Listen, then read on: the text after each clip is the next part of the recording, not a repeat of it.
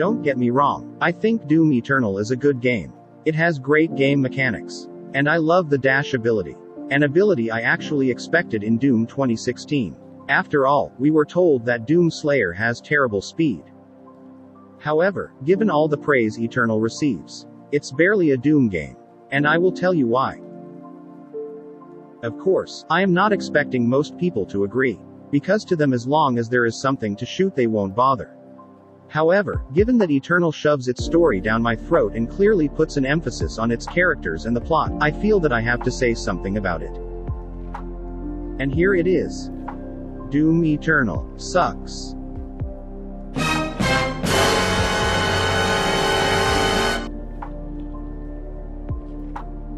Let's talk first about characters. Where is the wretch? Who is the wretch? What is the wretch? This guy is the one who crafted Doomslayer's armor.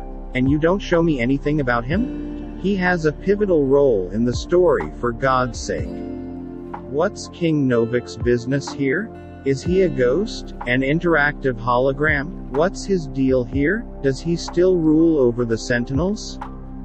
In the trailer we hear that guy say this.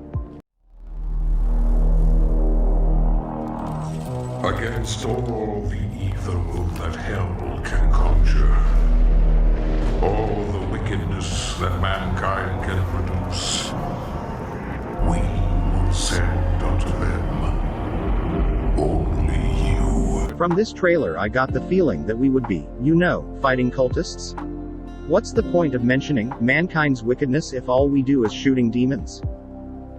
You know how awesome would have been if we fought cultists and those sentinels who serve the Maykrs? But, no, all we do is shooting demons. I mean, if you strayed away from the Doom 2016 formula, why not add something engaging for once? And now I want to talk about the Betrayer. What's the point of adding him to the story if he is completely useless? All he does is sitting day and night and feeling bad for his sorry ass. I honestly thought he would risk his life to save his son by trying to prevent the resurrection of Icon of Sin. Or have him as our ally in our battle with the Icon of Sin.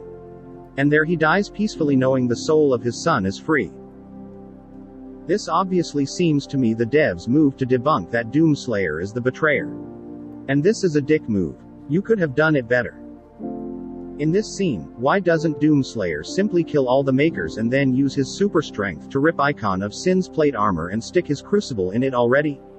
I talk about the one present in his fortress. But, no, we actually have to doom Earth instead. Because if crucibles are needed to mow down titans, why do we find a crucible-less titan in hell? I talk about the one present in Doom 2016. How did Valen manage to give the corrupt priest access to the wraiths? How would Doomslayer be so oblivious about that? If Doomslayer is the king, wouldn't he be more careful about their energy source? In Doom 2016, Samuel acts like this hypocritical CEO boss that uses the argument of necessity to solve the energy crisis of the world. Yet, in Doom Eternal he is presented as someone who fights for Earth. This is really contradictory to his character. I actually thought that wickedness of mankind referred to Samuel Hayden. I thought we would actually have a match with him and destroy him for betraying us. Periodically this angel lady will appear and give Doomslayer a deep talk. And there's the part where she tells him that he has lost someone very important. Yet that moment is never explored in the game at all. What did he lose? If Maykrs go from world to do what they tried to do with Earth and that Doomslayer's task is to enforce the will of the Maykrs, does that mean he and his sentinels went from world to sacrifice people or make people sacrifice themselves? Now, let's talk about Doomslayer.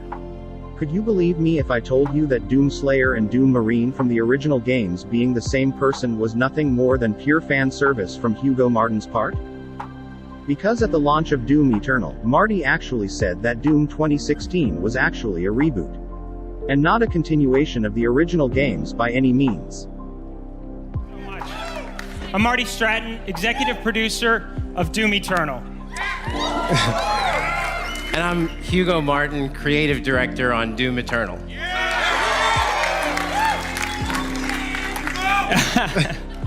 In 2016, we launched our reboot of Doom, we launched our reboot of Doom. When you take a look at the lore of Doom 2016, it is obviously that Doom Slayer was actually the betrayer. This would explain as to how demons were able to put their hands of the Argent Denurian's wraiths. Because as a king, Doom Slayer would have allowed free access to the well. And this would have fueled his vengeance towards the demons. And then the Seraphim, who might have been supernatural entities, would have bestowed Doom Slayer with superhuman abilities. Of course, that being Hugo, a people's pleaser, decided to give fan service to those who wanted Doom Slayer to be original Doom Marine. And not only that, it is obvious that by making Doom Slayer an original Doom Marine as one, this would have pushed people to buy the original games in order to bring profit. It's all business at this point. Now, let's talk about the environment of the story and the missions. Honestly, they feel like a drag, and they do not represent accurately the theme of the sequel. Doom 2016 may have been narrowed, but it was consistent with its themes. It had you on Mars shooting demons, then adventuring to hell, then you came back, but more or less you were on the same path, and the missions were in sync with the plot. Doom Eternal, however, it's a mess when compared to its predecessor. It barely follows its plot with its mission progress. Many times the game it's dragging out to make itself seem longer. When it actually isn't, it adds missions that are not relevant to the plot at all. The plot of Doom Eternal is that we take on the shoes of Doom Slayer, who has to save Earth from demons. But what do we get instead? Right. We keep going from dimension to make side missions. And we barely explore Earth and how its inhabitants are dealing with demons. And we never get to save civilians from demons either. What's the point of making a game taking place on Earth if all you do with the character is bungee jumping here and there? At this point it feels that these side missions where we explore Doom Slayer's other home is like a way of confirming that Doom Slayer is the original Marine. It's like the entire fucking mission here is to show me that Doom Slayer is Doom Marine. The misuse of Doom Slayer's rip and tear dialogue is another con for me. This line should have been used when we slaughtered the icon of sin. When he said that line in a fricking flashback, it felt to me like this. You creepy ass stalker. You want stars? I'll give you stars. Why do you shove a story down my throat and leave a sour taste in my mouth? Another thing I find unpleasant in this game is the fact that it forces you into reading codex. If you don't read the lore, you won't have a damn clue about who these characters are and what are they doing here. Doom 2016 did it better because it was, 1. Optional, as in that it did not affect your gameplay. 2. It was simple. There's too much platforming, and a lot of it is out of sync. Doom 2016 had platforming as well, but it was natural to your progress. At this point I feel like I am playing with the Doom Slayer in the Mario universe. The atmosphere of Eternal is another thing I find unpleasant. Doom Eternal came and turned the Doom franchise into first-person shooter Darksiders.